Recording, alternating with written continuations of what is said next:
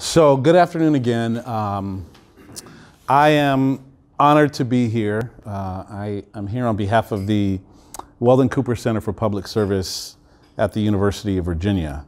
My name is Larry Terry, and I am the executive director there. Just as a brief sort of overview of what the Weldon Cooper Center does, we've been around since 1931, long time. We initially started off as the Bureau for Public Administration, and 1931 in the States, of course, was the sort of beginnings of the Great Depression. And our center was founded to help local governments sort of get through that time and operate government better. Sort of fast forward to now, we are an organization that does applied research and leadership development. And so when I say applied research, I mean we don't do research in the traditional university academic sense, in that we don't publish for peer-reviewed journals. But what we do is research that we hope we can give to policymakers, leaders, communities, decision makers, so that they can make change in their community, sort of real practical, hands-on kinds of things. We also do leadership development for local governments across the state of Virginia. So our footprint sort of spans anywhere from Southwest Virginia to the coastal area and everywhere sort of in between. And we also bring in people from across the country, from different localities to sort of learn under our tutelage. I personally am from Texas, and most recently came from the University of North Texas at Dallas, where it was sort of my personal and professional passion and charge to work with communities across the city, particularly in southern Dallas, to help things in the areas of police community relations, food insecurity, things of that nature, but a very sort of bottom-up approach to using my academic training to make communities stronger. As you see, this workshop is about conversations across differences. And I don't know about you, but in my line of work in history, this has been sort of one of the big leadership challenges that one can have. Whether you're working in a very, very small organization of 2, 3, 4, 5 people, or you work in a massive one of 200 to 300 people, people don't always see things the same way, okay? So when we get into that space, what is it that we do? How do we build bridges, if you will? How do we understand what's important to people in order to do the things that we want to do? So I'm fascinated to hopefully use this workshop and this experience to have a discussion and a conversation with you. I was very interested in the last session with Brennan, just to hear the comments and the responses of people's perspectives of what sort of their authentic self means. And a lot of that is going to feed in what we're doing here today. So let's go ahead and get this started. And just as a sort of a framework for our hour and 15-minute journey, I want us to sort of think about a few things, and I've sort of highlighted them here. I want us to think about a few barriers that we can face when we are trying to bridge differences. And the first one I say here is, what happens when conversations go crucial? How many of us have heard of the book called Crucial Conversations? What's your name? Reggie. Reggie, tell me what. As soon as I saw that, silence, violence, and sharing. Tell us a little bit about that. What does that mean? What makes a conversation crucial is when stakes are high, opinions vary, and I can't remember the third one. But you're getting there, and we'll get to it a little bit later too. But yeah, strong emotions, right? Sounds like Reggie read the book last night. All right. So my job is done. I'll see you guys later. Yes. So what Reggie said. Okay. But again, we want to have, at least to understand this first barrier of in a one-to-one or a group-to-group conversation. A lot of times these things happen where it can quickly turn from sort of peaceful, cordial, to now we're in a crucial conversation situation and things can go awry really quickly. So that can potentially be one barrier that we're looking at. The second one, and again, even to build on what Brennan said in her previous presentation, was this notion of the human condition or empathy. And what is the power that resides in empathy? How good are we able to connect with the condition or the situation of others? Tell me your name. Jaime. I thought Jaime's comment in the last session was a very powerful one, in that the way that you view people matters. And I think you said not to view them with pity, but to view them with resilience. That takes a lot of power, right? And it is a leadership skill set, not necessarily to view them in judgment, but to view them as somebody who, hey, they might be going through something. How do we get to the bottom of what that something is to use it productively, right? So there is some power in this empathy. So how do we get over that hurdle of even recognizing what empathy is and using it in this conversation across differences? And then the final barrier is restoring civility through practice. We at the Weldon Cooper Center value this notion of civility. We have one of our units, which is the Sorensen Political Leadership Institute, where all of its focus is to build or rebuild civility in communities across the state of Virginia. It's often said that, our political rhetoric these days is not grounded in civility anymore, that it's aggressive, that it's destructive. But how do we use discourse and conversation to get over that hump of continuing to fracture and build divides? But how do we use conversation to actually bring people together, even when we don't always agree on everything, but at least we want to advance through understanding? Okay, so civility and sort of processes that we'll use, and we'll do a really fun and I think an engaging exercise, which is why I have you broken up into these groups here in a little bit. So as Reggie went and stole all my thunder, let's talk a little bit about crucial conversations, okay? The author mentions that, again, there are three reasons or three things that can lead to when conversations become crucial. Of course, the first one would be opposing opinions. Here's what I think. Here's what you think. We don't agree. And it could be in a personal space, right? It can be in a relationship. I think we should spend on this. You think we should spend on that. Okay. Or it can be even greater, as I think that the policy should be this. You think it should be that. And now we're in disagreement. Okay. The second one would be strong emotions. Okay. We get really fired up about the things that are important to us. Okay. That can be, again, extremely problematic. And then the last one would be when the stakes are high for us. What do? Is there a lot to lose from one person to another? And unfortunately, in crucial conversations, a lot of what happens is we view things as a zero-sum game.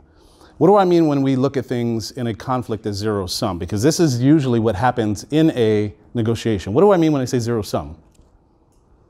What does zero-sum mean in terms of Reggie? Either it means all or nothing. Either I win or you win. Right. That actually comes from Dr. Stephen Covey, Seven Habits of Highly Effective People. Which I love that book too. We're not talking about that here, but you can go ahead and unleash that. Yeah. That's all right. I'm really passionate about No, that's good. But essentially, what we should be looking to do is to find a win-win. Right. As opposed to win-lose or lose-lose. Zero-sum.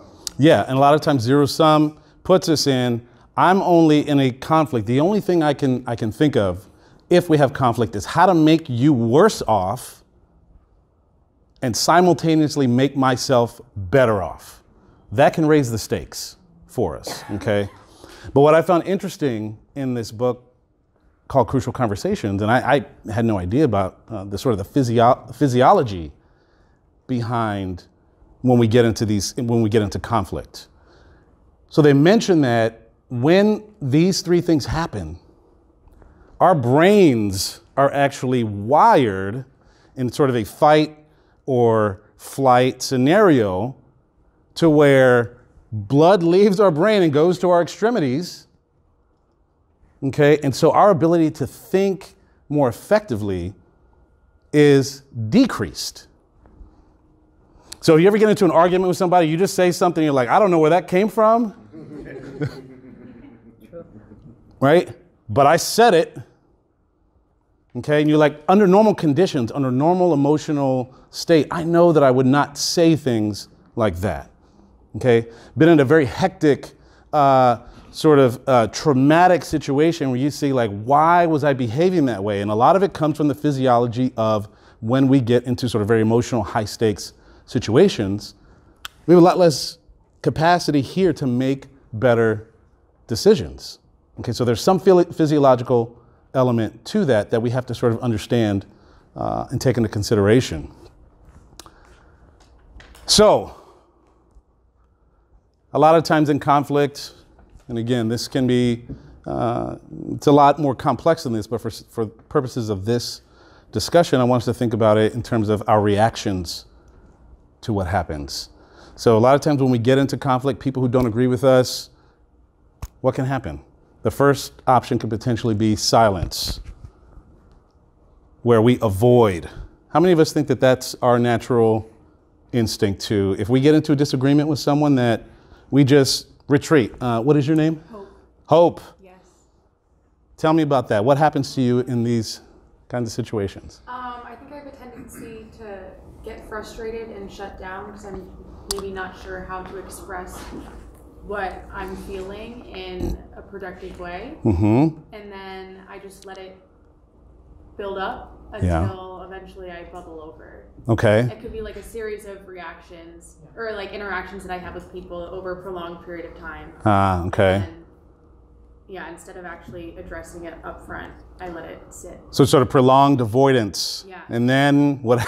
Then you might switch over to violence really quickly, right? Maybe. Right? It's like, look what you made me do. Who else? You have your... Yeah. Go ahead. What's your name, sir? Rafael. Raphael. Tell me more about you're more of an avoider, will retreat? Yeah, I'm always like, when I go to silence, it's like I'm quiet for one time, and then for the second time, and for the third one, and then I start to be violent. Okay. So for me, it's like I'm going from the silence to the violence. It's a progression. Yeah. Yeah. Progression. Yeah. Uh-huh. And this is makes a lot of sense to me. Like, Yeah. because when you go to the silence, probably you're getting your emotions inside you, and Mm-hmm. you're not putting it into the relationship with somebody. So that's why probably it's going to this progression, and then you have violence. Right. Yeah. And so we say, And look what you made me do. yeah. Yes. And so this silence, again, it's avoiding withholding information or withdrawing from the situation entirely. I'm not going to deal with them. They're crazy. Okay. I'm not going to deal with them because they just don't get it. Okay. That could be part of it. So a complete retreat, and sometimes I'm just not going to help you. I'm just going to withhold information from you. Okay. And again, that can happen in a professional or personal setting. I'm sure we've all been there. Doesn't mean there's anything wrong with us, but it's a reaction we have. And then the next one, of course, would be on the violent side, would be any verbal strategy aimed to control, compel, or coerce others into believing or agreeing with us. How many of us think that that's a natural tendency for us? If people don't agree, okay, tell me your name. Say again? Debojo. Okay. So like I grew up in, I've got two sisters and my mom and my dad. So there's like a household of like 4 women. So it's very verbal at home. So when there's fighting, it's like, who can be the quickest, you know? So I think I'm just genuinely like that. Like I'm sharp with my tongue. But then I'm like the opposite. I go from violence to silence. The minute I just don't care if you know my viewpoint or I know it's not going to make a difference for you, I'm literally indifferent. I'm not going to say anything. That's when you know, like, I don't even care. Right. So I start like that, and then I go to silence. And it's not that I'm withholding, it's just I literally don't care. Right. That's an interesting progression, too, to go from the violent side to go backwards to the silence. Yes, tell me your name. Rahima, tell us about your... It's funny you mention that. I have 3 sisters, so I also grew up in a house of women. Uh-huh. And I am one of the 2 of the middle children. So for me, being like a moderator or facilitator came very naturally. Yeah. Where there were a lot of opinions kind of on the table. Mm-hmm. You kind of had to like bring it into like one conversation. And so I found like over time that through my experiences, I seek out where I can make disagreements. I seek out conversations and interactions where I know I'm going to disagree. So for me, Interesting. It became like this practice. Yes. Over time, and then that way you can kind of pursue civil discourse. Yes. And you know, see if you can come to an agreement, and if not, disagreements are productive as well. Right. Yeah. There's a great book called Getting Past No. Anybody heard of this book? I would read it. Yes? Part of it, yeah. It's a really, really good book, and it's taught in a lot of negotiation and conflict resolution courses, because a lot of times what happens is when we hear the word no, it might send us in one of these tailspins. And that we've been sort of conditioned that if we hear the word no, that there's some level of either failure or something wrong with us, but what this book tries to tell us, much in what you're saying, is that there's still something that can be gained from the no itself. So what do we do after? How do we get past the no to continue to try to create dialogue and ultimately to get the things that we're hoping for, right? And there's also another book written by the same authors called Getting to Yes. So they sort of use both approaches in that, right? So this silence, this violence, sort of natural responses that we have, but I think the fortunate thing for us is that, especially in leadership, we are moldable, we can learn new things, new competencies to try to counteract some of these things that we might naturally take on as a response. And so what they pose is this concept called the pool of shared meaning.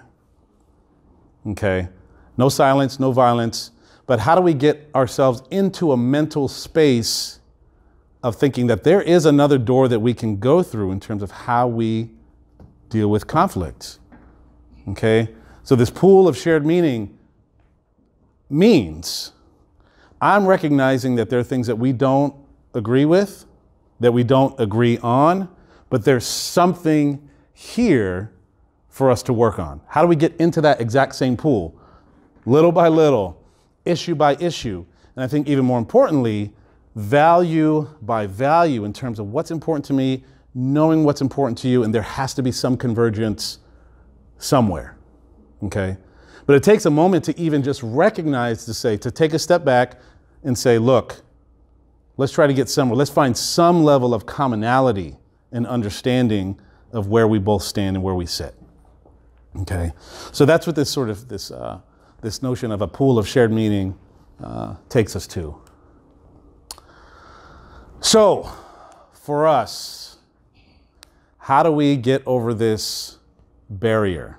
How do we get into a pool of shared meaning, if you will? And some of the things we're going to discuss and work on today is, part of it is use empathy to gain understanding. What is this? And I heard Brendan say it this morning. I'm sure it might have even come up at some point during your week.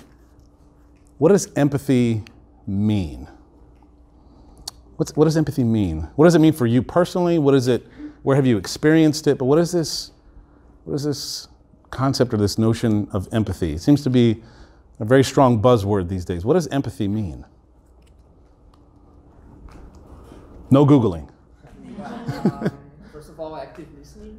Active listening, okay. Yeah, Uh-huh. and then critical analysis. Like, okay, I'm listening. Okay. Now I need to process this like in my head Okay. to get to know what, like get closer to what you're feeling. Yeah, getting closer to what you're feeling. Yeah, great. But not exactly. But not exactly. Okay. I think that. Oh yes, go ahead. Tell me your name. Carla, Carla.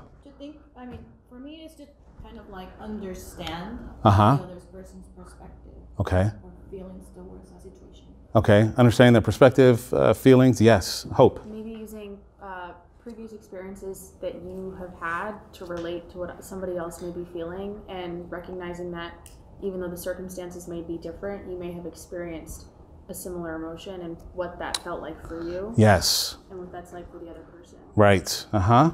Yes. And even if it's not something that you can compare in any way, shape, or form, even if it's completely two different experiences, that you understand the severity and or the trauma that they have experienced within Right. experience, and so just recognizing that and what that makes them feel like. Yeah. I lost my father in 2006, and it was a very traumatic experience for me.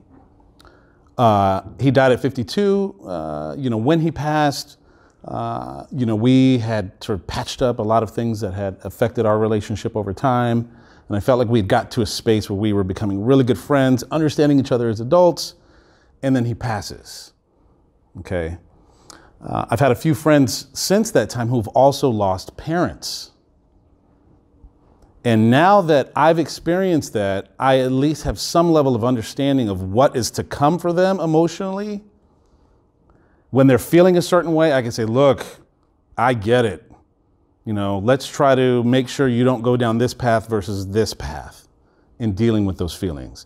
But there's a level of connection and understanding that happens when you can try to empathize and maybe have experienced some of the similar things that others may have gone through, whether it's family, community, whatever it might be. I know you had some. Oh yeah, I was just going to add in, if people had said understanding, but also understanding without bringing judgment to the discussion or the conversation, but I guess listening in a more authentic way without trying to figure out if it's right or wrong. Right. Why is that important? So the non-judgment, the understanding without judgment. Why is that important?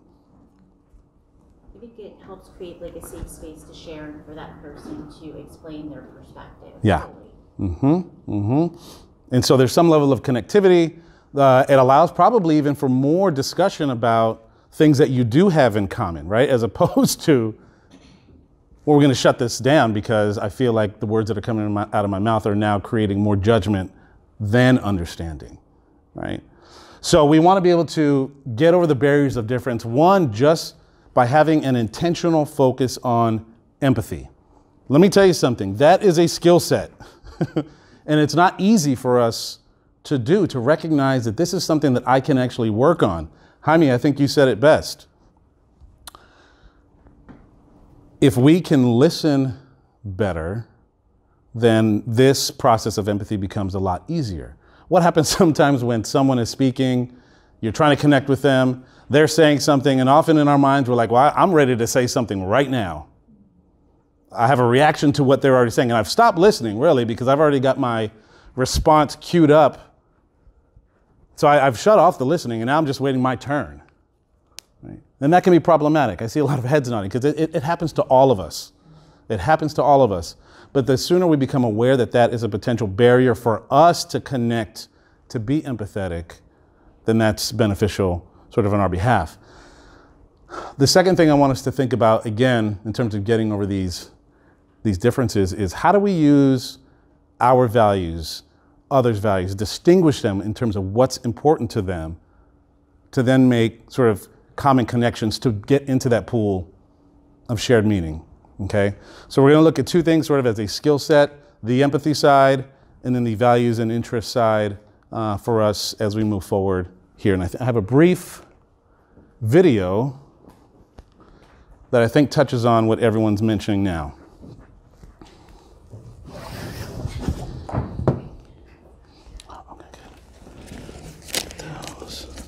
Searching for certification finds it.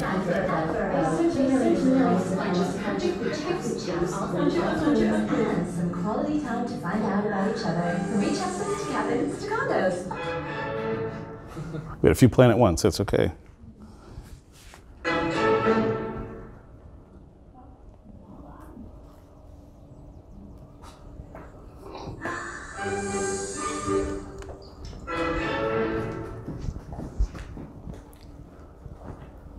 So what is empathy, and why is it very different than sympathy?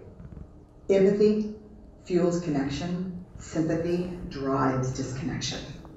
Empathy, it's very interesting. Teresa Wiseman is a nursing scholar who studied professions, very diverse professions where empathy is relevant, and came up with 4 qualities of empathy. Perspective taking, the ability to take the perspective of another person or recognize their perspective as their truth. Staying out of judgment, not easy when you enjoy it as much as most of us do. Right. Recognizing emotion in other people and then communicating that. Empathy, is feeling with people. And to me, I always think of empathy as this kind of sacred space when someone's kind of in a deep hole and they shout out from the bottom and they say, I'm stuck, it's dark, I'm overwhelmed. And then we look and we say, hey, climb down. I know what it's like down here, and you're not alone.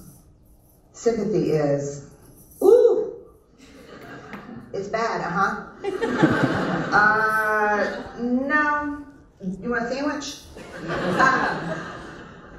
Empathy is a choice, and it's a vulnerable choice, because in order to connect with you, I have to connect with something in myself that knows that feeling. Rarely, if ever, does an empathic response begin with at least. I had it, yeah. And we do it all the time. Because you know what? Someone just shared something with us that's incredibly painful, and we're trying to silver lining it.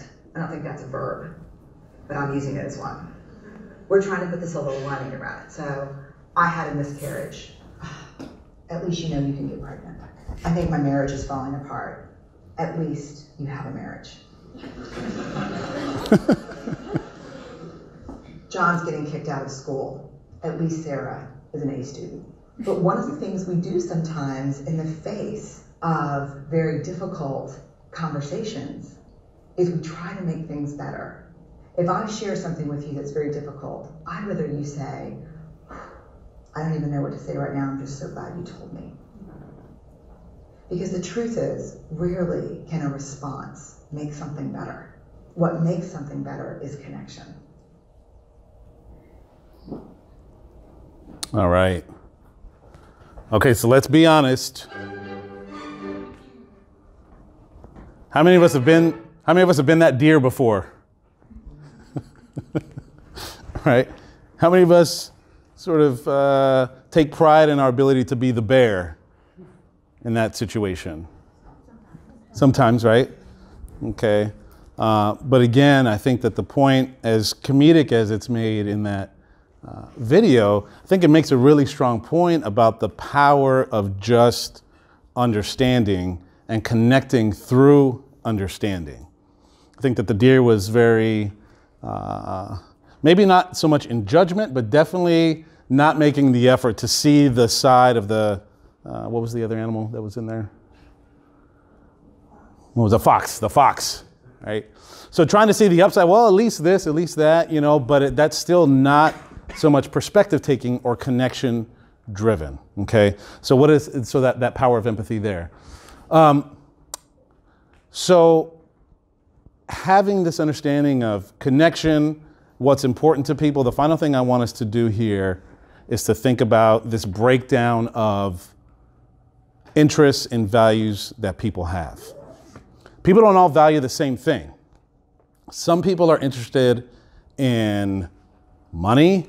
Some people are interested in having friends. Some people are interested in access. It all differs.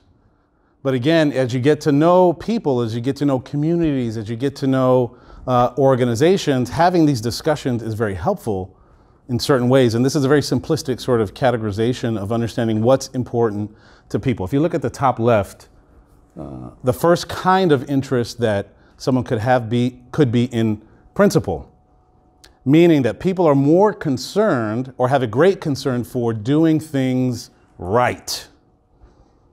What is the moral connection that is based in a decision? So as we see here, is the right or moral decision being made? Or are the social norms that we're experiencing, is this the standard that we think we should make a decision on?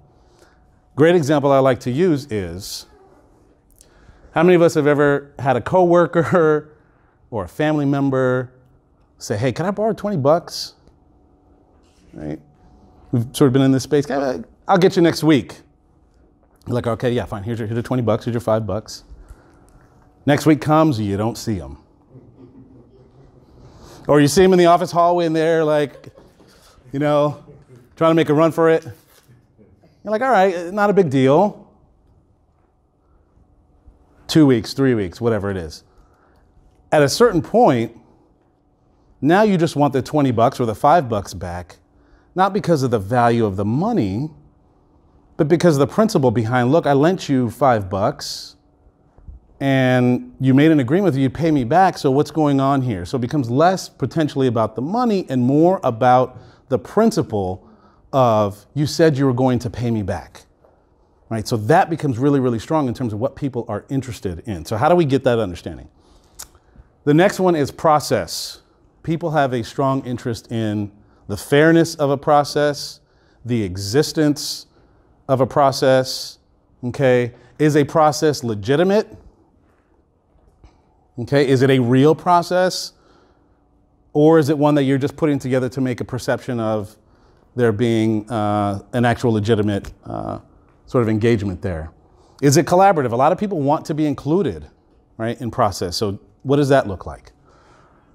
The next one is substance, and usually this is the one that's easiest for us to identify, is what are sort of the tangible things that people want when we have differences with them? Is that money, prestige, title, resources, property, whatever that might be? But again, that can be a big one for people. And the last one that I think that we often overlook when we disagree or in conflict with others is people value relationships. How many of us have had a disagreement where the relationship is not salvaged in the end? How many of us have had that? Could be personal, professional. Okay, how did that impact you when that relationship sort of went by the wayside? How did that loss of the relationship impact you? Just curious. Any of you? The loss of relationship. Frustration, regret. Frustration, regret, okay. Why? Because you think in retrospective you could have done something different. Okay. You value what you had. Maybe. Right, okay. Yeah, that's good. You know, there's a lot of the regret that can come from that. But again, I think a lot of times we fail to think about people sometimes have a strong value and an interest in maintaining their ability to relate with other people who are similar to them. Networks are important. Okay, so people might not care about the resources, but they care greatly about relationships. Okay, so putting that on our radar in terms of understanding what is important to people. Okay, here's where we're going to end in terms of me talking, sort of getting you all to work on using some of these things that we've talked about here today with respect to empathy and values and understanding what people are motivated by. How many of us have heard of sort of the growing field of restorative justice or restorative practices? Hope, yes, heard of it? Where have you experienced that or heard of it? And a bunch of podcasts that I've listened to. Okay, what do they say is the value? What is it? I think my understanding is that with restorative justice, it's about seeing like the human elements in other people instead of, like, for example, if we think about the prison system in the United States, instead of penalizing people for not being able to pay a fine and they get stuck in the system, then maybe working on some kind of plan where they can do work in the community or work with a mentor or something. Okay. And work on like building relationships instead of like you can't pay or you had this minor offense, therefore you're going to be locked up and treated as trash. Right. And so it's less about punishment, okay, when we see someone has had some sort of offense, and more about the development, restoration of the person. Where restorative justice and restorative practice is becoming really sort of popular and significant is in places like inner city schools across the country, where we're seeing high levels of minority students being suspended for things that they should not be suspended for, but just because they don't get along with the teacher. So they don't get along with the teacher, go to the principal's office, you're done. And so now there's this continued fractured relationship between student and teacher that is never rebuilt. And they don't do anything to try to repair what is this difference that is happening between the student and the teacher. Are the teacher and student engaging in discussion to figure out what is really at the heart of what's happening in this sort of behavior process? So one of the things that we're seeing is the use of what are called peace circles. What you see here are 3 examples. The top left is happening at a sort of community meeting in Brazil, where they're using peace circles to engage in, again, in discussion about rebuilding trust and rebuilding ideas together. The top right is in a classroom where this forum is giving students the ability to sort of be on a level playing field in discussion with teachers about things that are important to them. So instead of suspending me, actually sit and listen to hear about the things that are happening to me. And, you know, I've mentioned this a few times since I've been here today. I've done these peace circles for first graders, and I've done them for older members of different communities. And you see the exact same things happen, where people are able to actually discuss things and you find out more about one another. And as you mentioned, if you see in here in the bottom right, it's used in prisons. It's an opportunity for the inmates to, with people who are in the power structure or even just amongst one another, to get discussions in on what's going on with them. So that's what I want us to end with here today. Can I Yeah, please. I don't know, are you going to talk about nonviolent communication or like the meaning of the circles? Yeah, go if you can talk about it. In terms of the, I think it's a good content, but I don't know if I'm able. Can I talk? yeah, please, yeah, go ahead. Yeah. I think that the circle is a good tool for conversations in a group. Yeah. Because everybody is equal in the circle. Yes. Like when you see like history, our education, our classroom is not a circle, because if you see, the first ones are the ones who study, the last ones are the ones who were not studying. Mm-hmm. There is this levels when you're not in a circle, and when you're a circle, everybody's the same. Yes. Can you Yeah, sure. and then you have the center there in the first one, which is our purpose. So everybody's like looking to the same point. Mm-hmm. And each one with a perspective.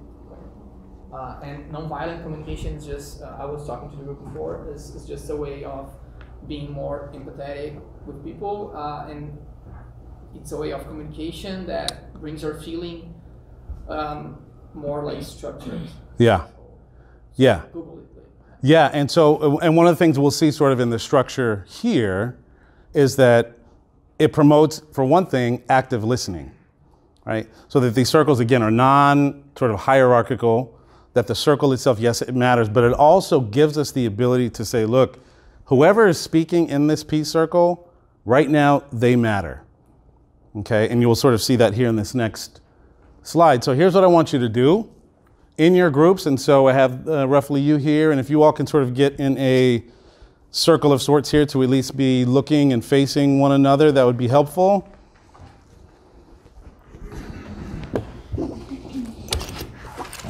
So this is for you all. And where did the other one go? Did I put 2 here? Let's see, that's one.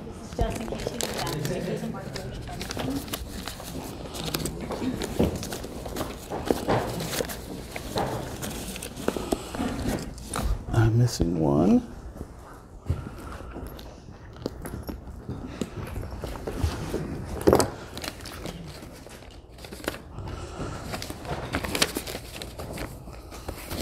Okay, I'll get that in a second. Okay, oh, it's in my hand. Here we go. So each of you have a series of 3 questions. And what I'm going to hand to you here in a second is what is going to signify your talking piece. Now, usually when this process occurs, a talking piece is brought by someone, and it's a symbol or something of meaning for them. The rule is, as you ask and answer these questions, the talking piece goes to the person who's going to answer the question. In that moment, no one else can jump in. No one else can say, oh, yeah, that's a good point. No one else can say, oh, that happened to me too.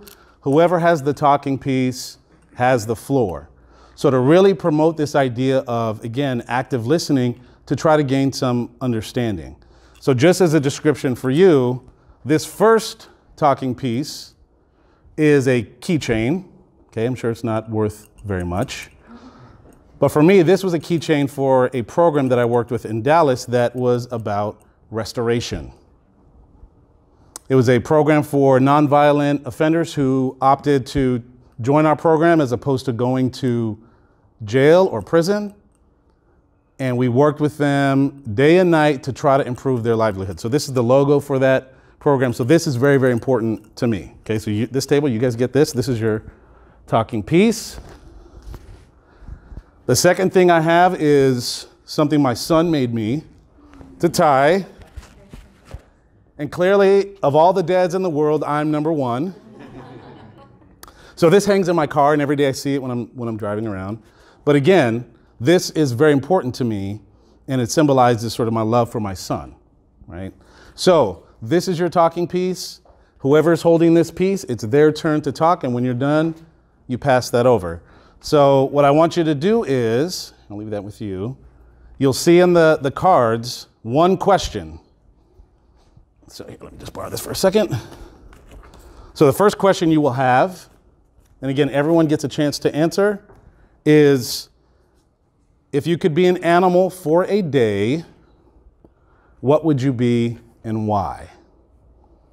Okay, so everyone, again, you get a turn to answer that question, think about it, discuss it, and whoever has the floor, they have the floor, give them your attention. Once everyone has answered, again, go on to the next question. And as you're listening, I want you to think about and to try to be empathetic and understanding what is important to them that you're hearing based on what their answer is in this space. Okay? Everybody got it? Get it?